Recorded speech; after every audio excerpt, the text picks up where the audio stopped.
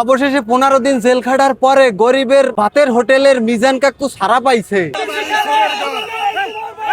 শুধু তাই নয়, জেলখানাদা বাইরানোর সময় হলুদ সাংবাদিকরা তারে হলুদ ফুল দিয়া বরণ করিয়া নিলেন।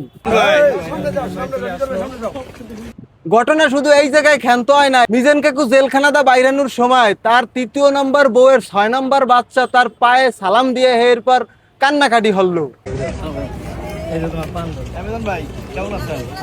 শুধু এতটুকু ক্ষান্ত হয় নাই, মিজান কাকু দুধ দিয়ে গোসল কইরা কইতে আছে ঢাকা শহরে ফুটপাতে যদি কোনো ভাতের হোটেল থাইকে থাকে সেটা থাকবে মিজানের ভাতের হোটেল।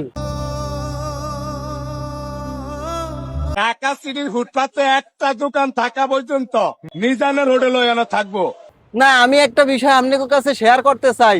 জেলখানাদা বাইরানোর পর হলুদ সাংবাদিকরা মিজান কাকুরে যেভাবে বরণ করছে ফুল দিয়ে, আমি ভাবছিলাম মনে হয় আওয়ামী লীগের কোনো নেতাকর্মী মনে হয় জেলদা ছাড়া পাইছে, পরে গোপনে গোপনে ছাত্রলীগের কিছু নেতাকর্মীরা তারে বরণ করছে।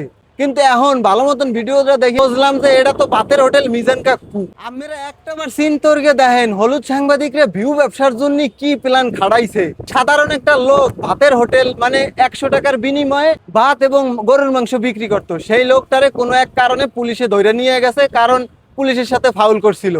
তো ওই লোকটা 15 দিন পর জেলখানাটা ছাড়া পাওয়ার সময় হলুদ সাংবাদিকরা তারে ফুল দিয়ে বরণ করলো। এর কাহিনী জানেন?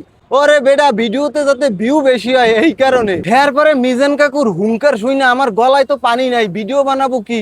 যেভাবে হুঙ্কার দিল আমি ভাবছিলাম মনে হয় আওয়ামী লীগ সরকারের কোনো নেতা হুঙ্কার দিতে আছে যে আওয়ামী লীগ আসতে আছে, কিন্তু না, হুঙ্কার দিতেছে যে ঢাকা শহরে কোনো যদি ফুটপাতে ভাতের হোটেল থাইকে থাকে সেটা থাকবে মিজান কাকুর।